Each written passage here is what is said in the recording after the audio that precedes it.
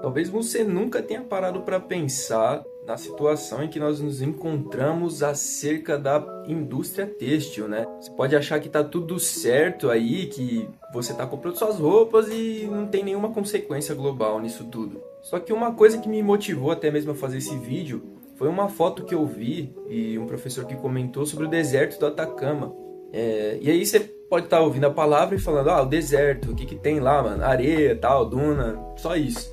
Mas na realidade isso daí se localiza no Chile e é uma montanha de roupa. Provavelmente eu coloquei a foto para vocês, para que vocês entendam a dimensão do problema. Lá são descartadas assim várias peças de roupa durante o ano. Nós devemos ter cerca de 40 mil toneladas lá, pelo que eu vi nas fontes em 2021. Então assim, isso aí já escalonou de uma forma inexplicável daqui de 2021 para cá, no caso. E aí uma coisa que eu te pergunto é, quando que você fez um descarte correto da sua roupa? Porque muitas das vezes a gente usa tanta roupa, a gente compra tanta roupa mensalmente, anualmente, e aí a gente nunca se pergunta se a gente está dando o devido fim para essas roupas, porque muito do que acontece que impacta diretamente nesse descarte incorreto é quando a gente joga, por exemplo, uma roupa no lixo comum, junto com os resíduos orgânicos, junto com os resíduos, sei lá, você descarta metal junto, descarta papel. E esse não é o descarte correto.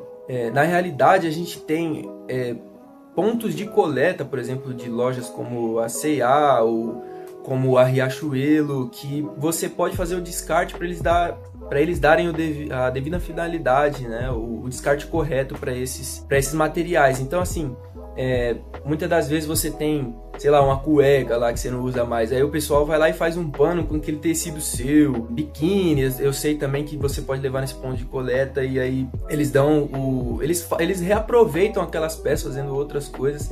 Eu sei que tem muita utilização de peças de roupa para a indústria automobilística, por exemplo, porque eles fazem flanelas, né? Tem algumas outras peças também que eu não vou lembrar de cabeça, mas eu sei que eles são reutilizados em grande parte pela indústria automobilística. É uma das que mais utilizam esse lixo da maneira correta, porque muito do que acontece é a gente fazer esse descarte e parar junto com os lixos comuns, então ela acaba indo para o aterro sanitário.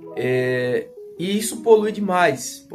A gente tem que pensar em maneiras de conseguir fazer o reaproveitamento, né, desse material. E um fato muito curioso é que 20% da água potável do nosso mundo é utilizada, poluída para fazer todos os tecidos que nós temos. Então é uma indústria que ela polui muito, ela está ali lado a lado com a indústria móvel também, pela emissão de gases poluentes como monóxido de carbono, enfim. E muito desse problema veio surgindo durante os últimos anos, porque a gente está se tornando um mundo onde a gente mais produz do que consegue consumir. Então isso se torna um problema, porque se você for parar para pensar o tanto que o Brás, por exemplo, aqui em São Paulo, né? Porque você pode não morar aqui, mas o Brás é um lugar de São Paulo onde é produzido muita roupa, muito material têxtil e muito retalho sobra nos dias, né? Eu acho que são toneladas que sobram, assim, são vários caminhões que se lotam, assim, se for colocar em dimensão,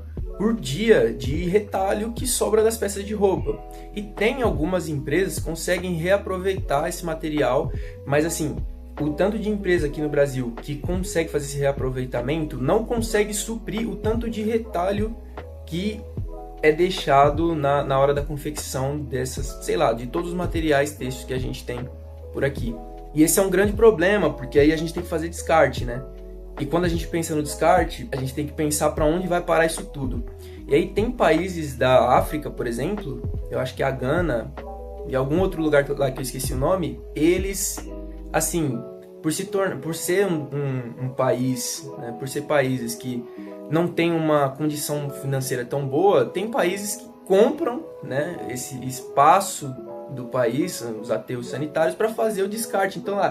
Então assim, ficam toneladas de material que muitas vezes o que é feito para conseguir controlar esse tanto de roupa, eles fazem uma queima, eles fazem uma combustão para que consiga ter espaço ainda, né? Mas só que isso é muito poluente para a gente também. Então não é a melhor maneira de se fazer as coisas. E uma coisa que é muito importante para evitar esse problema é a motivação, né?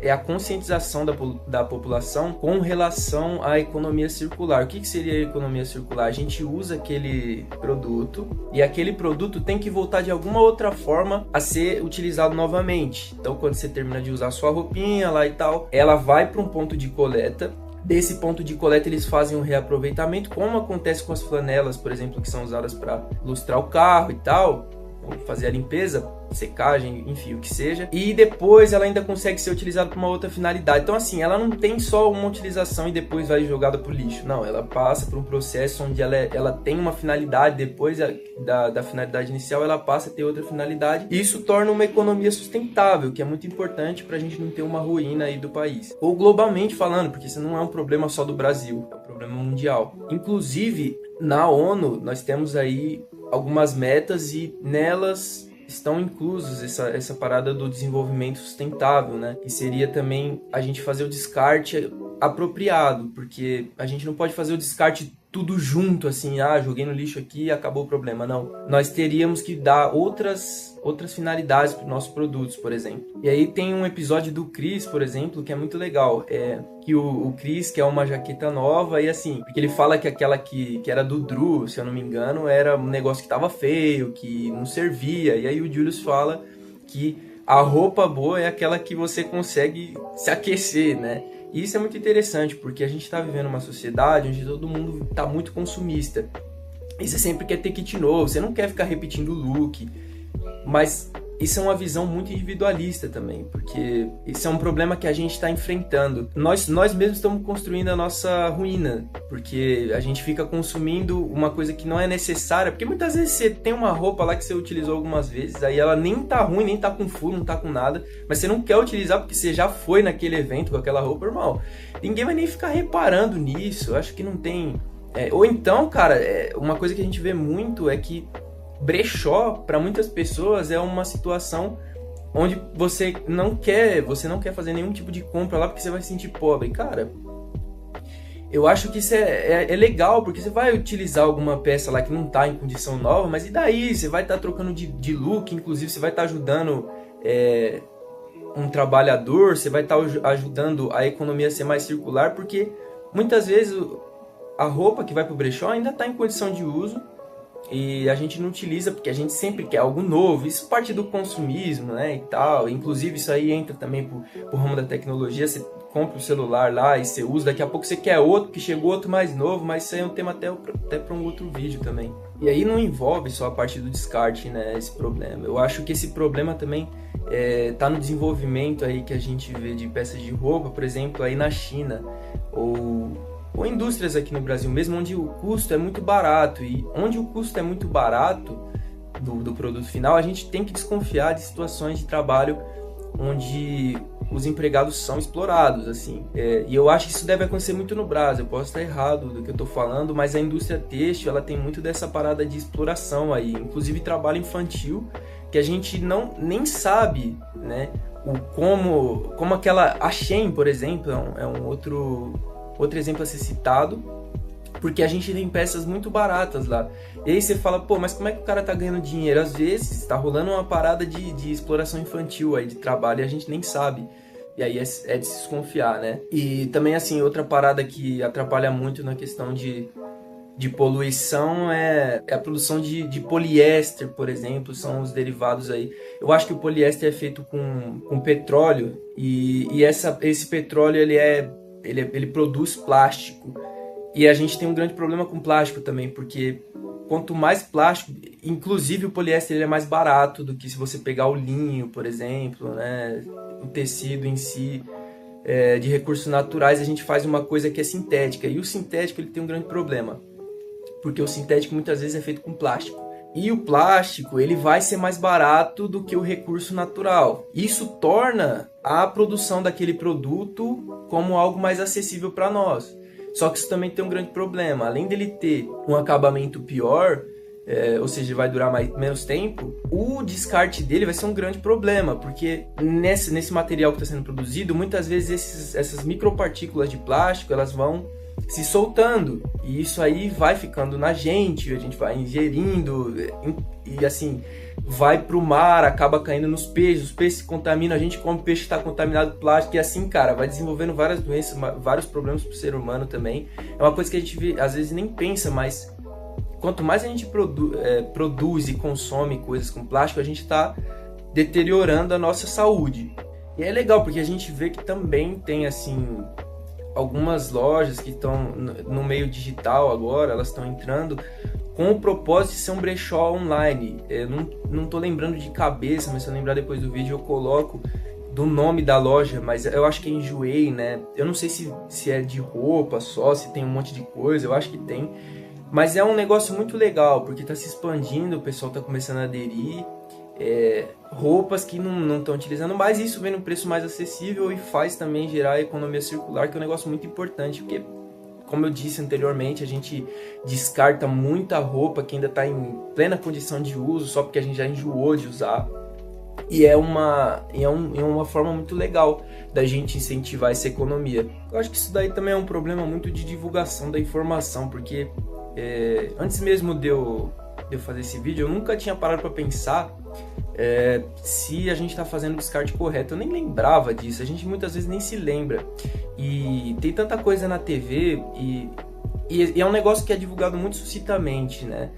Nós não vemos muitas propagandas assim de pontos de coleta. Eu lembro de já ter visto uma coisa ou outra, mas não é uma coisa que é muito explanado pra gente. Inclusive nas escolas não é falado sobre esse tema. E eu acho que isso é de fundamental importância de ser explicado desde a juventude, para que seja formada uma consciência do consumo, porque é uma coisa que vai impactar nas próximas gerações, né? Se a gente ficar criando diversas pilhas de roupa, uma hora a gente vai morar em cima de uma roupa, irmão, entendeu? A gente vai morar em cima do plástico, isso aí não tem condições, não é uma coisa que vai ser sustentável ao longo dos anos. Já não está sendo agora, imagina nas futuras sociedades. Eu vejo que não tem muito essa informação sobre os pontos de coleta, sobre o que é permitido, por exemplo, você levar no posto de coleta, porque eu sei que não é tudo que você pode levar lá e eles vão dar uma devida finalidade, vão passar para frente. Então eu acho que a conscientização ela tem que ser de forma global e também cabe ao interesse das pessoas saber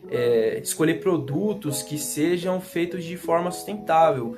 E o governo, né, a ONU, ela tá obrigando, assim, é lógico que é regional, mas a maioria das empresas, ela tem ela tem que zelar, né, ela tem que estar coligada com essa questão da sustentabilidade hoje em dia. Uma empresa, ela é certificada por ser uma empresa que lida com esses assuntos, que ela pensa a pós-produção e não somente a pré-produção, em efeito de desgastar os recursos naturais do mundo, de fazer o descarte correto. A gestão de resíduos é muito importante, sólido em geral, e a empresa que faz isso ela é valorizada no mercado. Então a Riachuelo, por exemplo, ela é muito valorizada exatamente por esses pontos. A C&A também está entrando nesse ramo, e é legal que todas adentrem nisso e a gente comece a pensar formas de dar outras finalidades para o nosso material têxtil aí, para que a gente não entre mais em colapso do que a gente já tá. Mas enfim, esse foi o vídeo, espero que vocês tenham curtido, até o próximo.